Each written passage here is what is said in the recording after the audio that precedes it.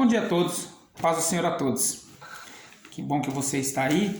Eu queria que você participasse comigo, pensasse nessa manhã sobre Efésios 3, capítulo 16 e 17.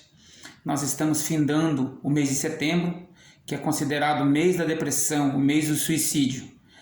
Eu quero falar para você de início que nós temos que quebrar esse tabu, né? Eu não sou um especialista na área, não sou um médico, não sou um doutor, né? Mas eu quero falar para você à luz da teologia. O que Cristo fala sobre isso? Qual o pensamento da Bíblia sobre isso? Então, antes de mais nada, eu quero deixar para você uma mensagem que nós não julgamos pessoas que têm uma perna quebrada. Mas quando o assunto é depressão, muitas vezes ainda há um tabu em nosso coração. Nós não julgamos quando uma pessoa usa um óculos. Nós não julgamos quando a pessoa tem um problema físico. Mas quando o assunto é depressão, ainda tem um tabu a ser quebrado no nosso meio. Então, desde o início, eu quero deixar claro para você que toda vez que você perceber ou conhecer alguém, o primeiro conselho é: procure um especialista. Uma pessoa que vai te ajudar. Existem pessoas responsáveis para isso. Eu não estou aqui para fazer um lugar de um especialista, né? Eu estou aqui para falar para você à luz da teologia sobre isso. E eu quero ler para você Efésios 3, capítulo 16 e 17, que diz assim: para que segundo as riquezas da sua glória vos conceda que sejais corroborador com o poder do Espírito Santo no homem interior. No homem interior. Para que Cristo habite pela fé no vosso coração, a fim de estáis arraigado no fundamento ou no fundador amor. Olha que interessante que Paulo vai dizer, ele fala de um homem interior. Muito bacana isso, né? Porque é como se dentro de nós existisse um outro homem, a forma perfeita de Cristo. Que nessa casca existe um homem que está corrompido. E Paulo vai dizer justamente sobre isso, para que haja em você o aumento desse homem interior. E antes de começar todo esse debate, todo esse raciocínio, tem uma frase que eu quero deixar para você. Olha que legal. Nós não precisamos de coragem para se matar. Nós precisamos de coragem para encarar a vida. Nós não precisamos de coragem para se matar. Nós precisamos de coragem para encarar a vida. Por que eu estou dizendo isso? Porque muitas vezes uma pessoa, quando tira a sua própria vida, ela está apenas tentando aliviar a sua dor de algo que ela está sofrendo muita pressão aqui fora. Então, tirar a sua vida talvez seja o caminho mais rápido para essa solução. Afinal, tirar a sua vida acabou toda a sua angústia, acabou todo o seu tédio de vida. Agora, olha que interessante, nós estamos aqui como cristão para mostrar isso. Qual as características de um cristão? Qual o verdadeiro homem interior? Nós estamos aqui para isso. Nós temos sobre nós, então eu quero falar para você de o início de tudo isso. Nós temos sobre nós, todos os dias, muita pressão. Isso vem sobre nós de uma forma que não há em nós uma contrapartida para lidar com essa força que vem de fora. Nós temos uma pressão sobre nós que é enorme. Ou seja, você precisa ser a mulher perfeita, você precisa ser o homem perfeito, você precisa ter a família perfeita, você precisa ter o trabalho perfeito, você precisa ter o salário perfeito. Então, toda essa pressão que vem sobre nós, não há em nós uma contrapartida para sobrepor isso, para vir o sobrenatural sobre isso. Por que é um sobrenatural? É uma natureza constituída, onde algo que vem sobre essa natureza é transformadora. Então, quando você chega nesse ponto que as coisas começam a te deixar pequeno, então vem sobre você uma pressão, é onde você perde o sabor, é onde você perde o tato, é onde você perde o paladar. Talvez você conheça uma pessoa que tenha passado ou está passando por isso. Eu conheci amigos, pastores, e a solução é: procure um especialista. As pessoas estão aí, os médicos estão aí. Mas você vai dizer assim: mas Freud era ateu. Talvez Freud não confiava em Jesus, mas Deus nunca deixou de confiar em Freud. Deus nunca desistiu da humanidade. Então houve uma contribuição, sim. Então isso é um tabu que nós temos que quebrar. Então, mesmo na nossa religiosidade, existe sobre nós uma pressão para ser o crente perfeito, para ser o pai perfeito, para ser o pastor perfeito, para ser a esposa do pastor perfeito, a missionário, o missionário. Há sobre a nossa espiritualidade uma pressão sobre isso, para ser as coisas perfeitas. Então, tentar fugir dessa pressão é acabar com a nossa vida muitas vezes. Você tenta um refúgio, você tenta fugir dessa pressão e a solução é acabar com a sua vida. É uma pessoa que acaba com a vida, uma pessoa que não quer mais ver ninguém, porque acha que o mundo está pressionando tanto. Então essa pressão que vem de fora, todos os dias da nossa vida, da maneira que vivemos, das coisas que temos, dos nossos afazeres, não encontra em nós uma contrapartida que vá sobrepor isso. Tá me entendendo? Não encontra em nós uma partida. Então eu me encolho. Eu não vejo mais o sol. Tudo para mim é escuridão. E nós precisamos quebrar isso, porque muitas vezes isso é apenas um problema hormonal. Então a gente tem que estar atento nas coisas, nos filhos, nos vizinhos. Na nossa sociedade, como cristão, nós temos que ter esse governo, esse olhar, um olhar de Cristo sobre as pessoas.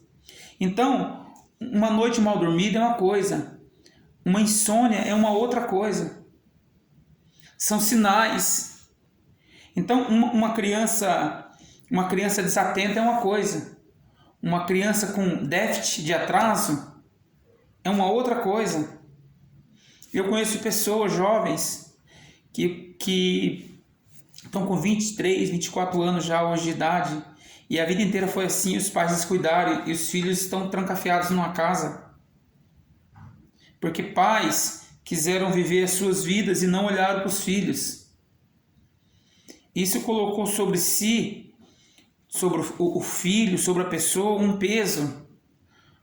Um peso como se a pessoa fosse realmente um encosto na casa, como se realmente estivesse atrapalhando.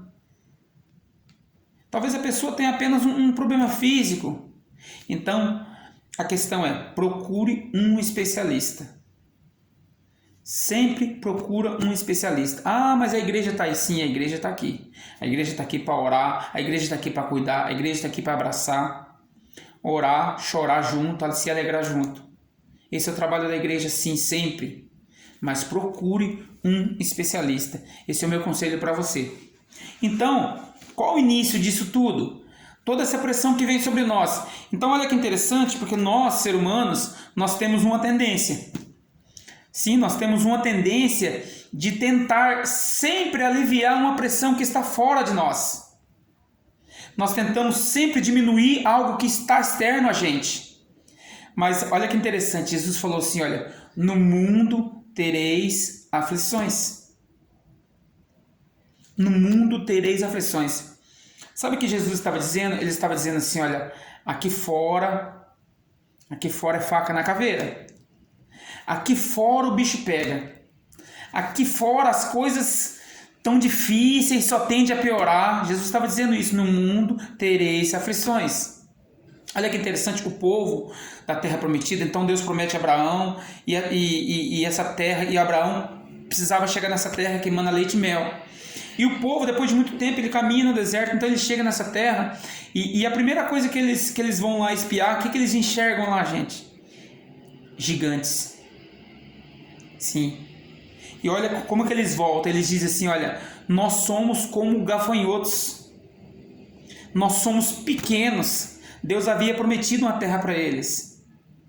E o versículo 17 vai falar assim, olha, para que Cristo habite pela fé. Abraão andou pela fé. Algo como Deus prometeu que está lá. Só que muitas vezes quando nós chegamos nesse lugar, nós vemos uma dificuldade enorme e nós recuamos. Então, o que aconteceu com eles? Eles falaram assim, nós somos como um gafanhoto, nós somos pequenos. Sabe por quê? Porque o homem interior, naqueles 10 que vieram, era pequeno. Eles olharam, viram o problema grande exterior, mas não confiaram no que Deus havia prometido a eles. Não confiaram. Outro exemplo, mulher samaritana.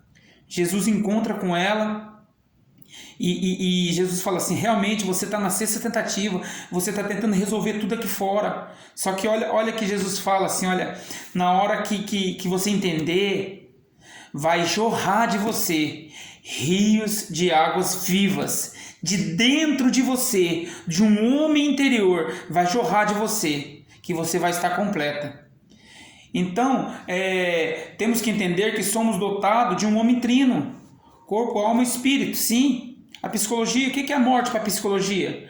É quando você morre, você tá na sua carne, mas o seu espírito, a sua alma já foi entregue. Então você está vivendo uma vida como se fosse um sepulcro caiado. Você tá com o corpo, mas na realidade você está vazio. Isso é uma morte para a psicologia, não a morte física, que nós morremos e a nossa carne é enterrada. Então essa separação. E o que é a vida, irmãos? Vida é a junção de tudo isso. É a junção da alma, do corpo e do espírito, que nós estamos ali arraigados nisso. Isso é vida, porque se há uma separação, algo tem que morrer. O problema é que nosso corpo, ele reclama muito rápido. O nosso corpo reclama muito rápido.